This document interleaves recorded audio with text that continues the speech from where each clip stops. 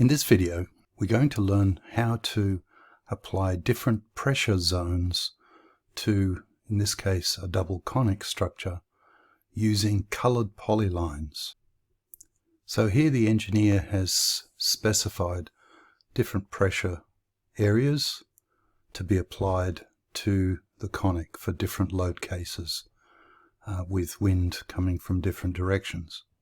As part of the process of documentation, we've added numbers to the different zones to simplify the process of identifying the different pressure bands in FEA. So we'll start with load case 4, which has got a more complex pattern. What's interesting here and worth noting is we've got a positive pressure. In this case, this is a downward pressure on the structure.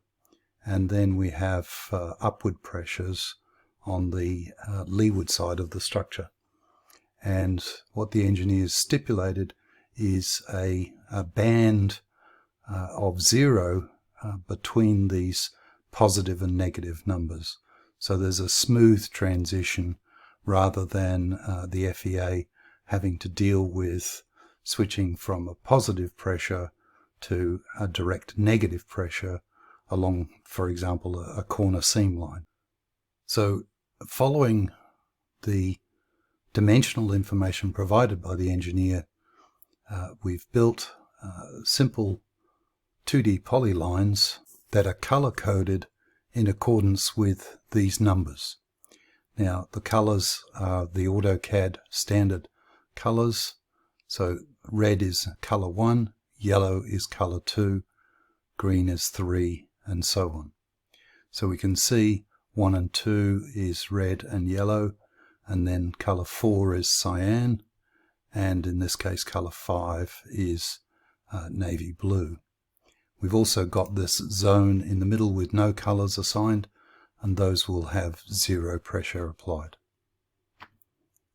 So using MPanel FEA, we've read this model in, and all of the materials have been assigned to the model. So the next step is to actually draw a list model for this structure.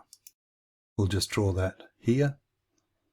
Then we'll take a copy of this set of colored polylines, copy those onto the structure. Now we select everything and read entities inside color polys. And you can see now the area that is MList1 following the color coding. If we go further down, we'll see MList2 and 4 and 5. And we can now draw the list model once again to actually show that the mesh elements are now color-coded for the different pressures that we want to apply.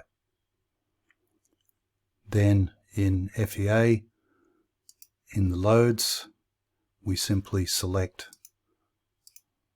MList1, and in accordance with the engineer's requirement, we stipulate this as a minus 0.52 for the pressure.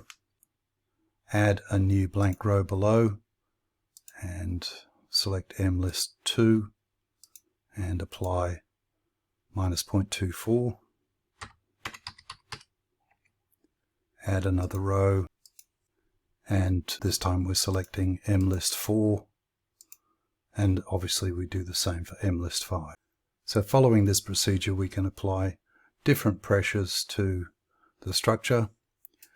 To check that the pressures have been applied correctly, we can go to the Check Model tab and plot the membrane, and then under Loads we'll plot the pressure for load case 1.